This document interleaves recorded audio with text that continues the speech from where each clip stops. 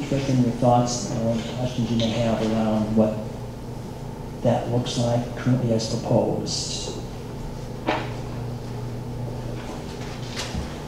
Okay. Seeing nothing there, we're at the fee schedule. Always an interesting one to address. Any particular comments on the fee schedule as it currently is proposed? I expect we may be hearing more on that one as well. Okay. All right. Identification cards for employees of the cultivators. A bit of rule around that from the security standpoint.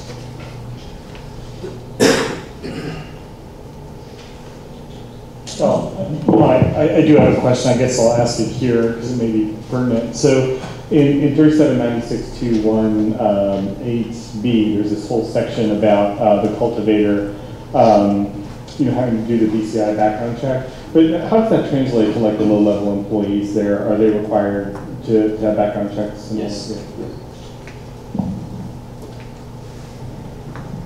Okay, and more. We're continuing on around the ID cards. We're now on to page 33, talking about transportation.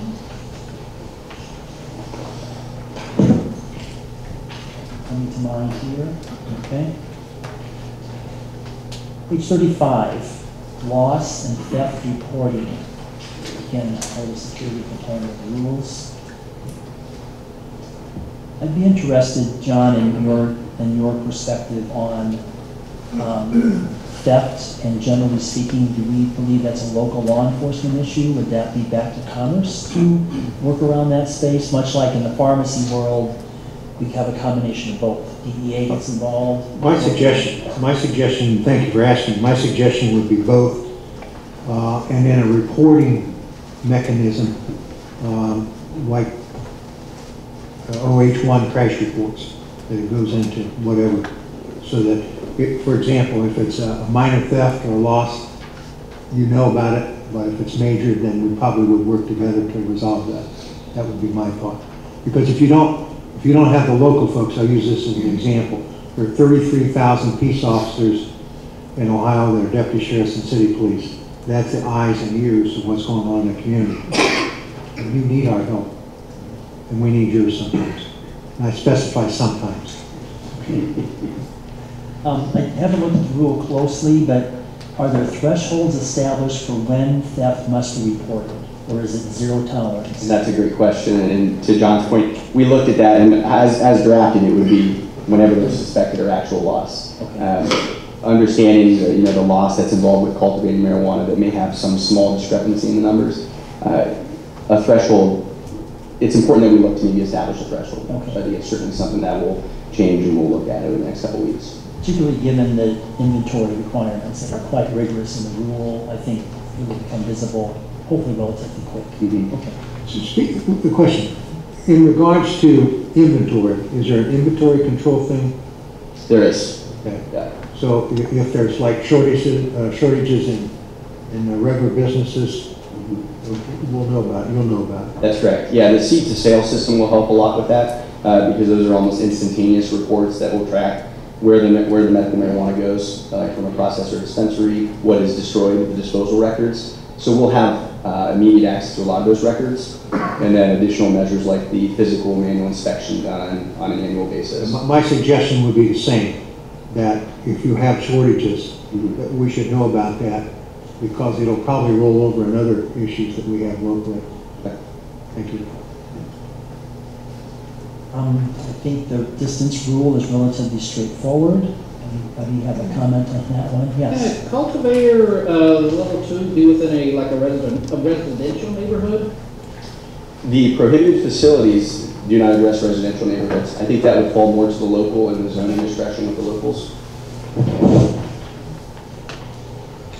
We're down to the last section of the rules on enforcement. 6, the powers given to the rules promulgators and what they have scope over. That seemed relatively straightforward. Prohibited activities.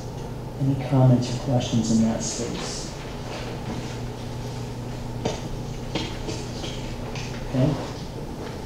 General enforcement, and then moving into advertising. Again, one I had not considered. comments or questions around the advertising activities? Also under the purvey of commerce, correct? That's correct, yeah. Clarification question, I'm curious, are you allowed to, or what percentage of one's profits is a cultivator allowed to pour back into advertising? Is there a limit the way we do a pharmaceutical company? There is not. Currently, there is not. Okay. All right, and that takes us through really to the end.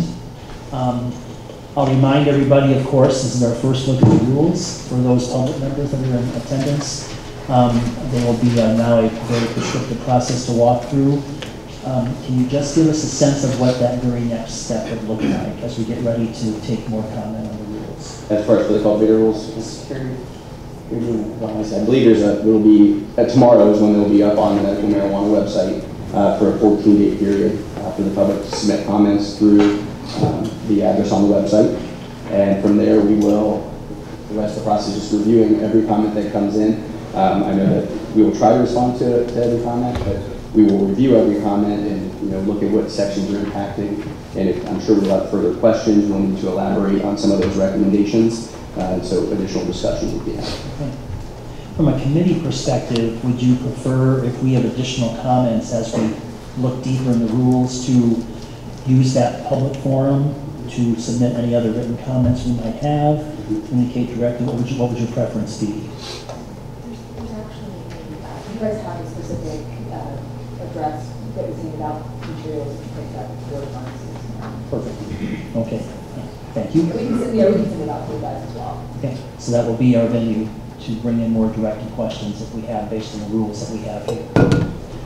Any other questions for the committee? I'm sorry. Yeah, I do have one more question on this. I think it's section 37, 3796-2-1-3C5. There's two components there. There's one about a substance abuse community plan and a research study plan. And the language in there says that, quote, may provide, unquote, a report, the cultivator may provide a report. There's a big difference between may provide and must provide. It sounds voluntary for me there. I guess my questions are twofold. One is, if it's absolutely voluntary, why is it in the rule? And two, is there any debate or thought to changing the may to must? Sorry, can you point me to that direct citation? So it's 3796-213C5. So there's C and 5 right here, these two, so fruits and these. Yeah, and so the reason, and we can look at this language, but because it would fall under the bonus criteria to look at, it wouldn't be a requirement to submit. It's something that we could consider when reviewing the application. Okay. If your recommendation is to make that a mandatory submission, we could look at. No, I don't know. I just thought it was purely voluntary. Why is there in the rule anyway? But if you just want it for clarification purposes, it's fine. Yeah. Okay. Anything else? Yes. Just a quick comment. Well, as has been mentioned, it's a lot to consume in a short period of time, but it is. From the discussion, it's very obvious how much work's been put into this to this point. Thank so you. thank you for that. Thank you. Thank you very much. I'm prepared to call this adjourned if we have no other comments on the rules. I want to thank the committee. I'm sorry, yes, I Nancy. don't have a comment on the rules, but I do have a comment on the process. I can't digest this much material this fast. I have to see it before you ask me for a question. I think we heard that relatively loud and clear. So we'll look to improve that process as we move forward. Knowing that Commerce was on a pretty tight deadline to get rules out, I do appreciate that as well. So I would just ask the committee to, in your spare time, if you could dive into a few sections and move some comments through, that would be helpful, I think, as we kind of finally shape that up. But I do agree, Nancy, we did have to get through a lot in a pretty short period of time. My thanks to the committee, the group is doing, the board's doing great work. I look forward to getting with you all again together soon. We don't have that next date set yet. And we talked about that a little bit during our lunch break. So we look for the groups to come together and get us some those calendar dates. Do you have any ideas? It's this month or is it next month?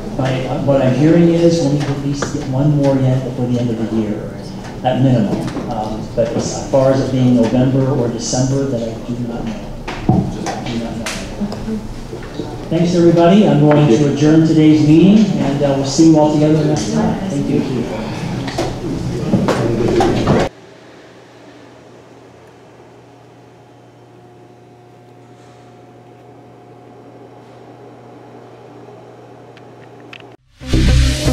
Sweet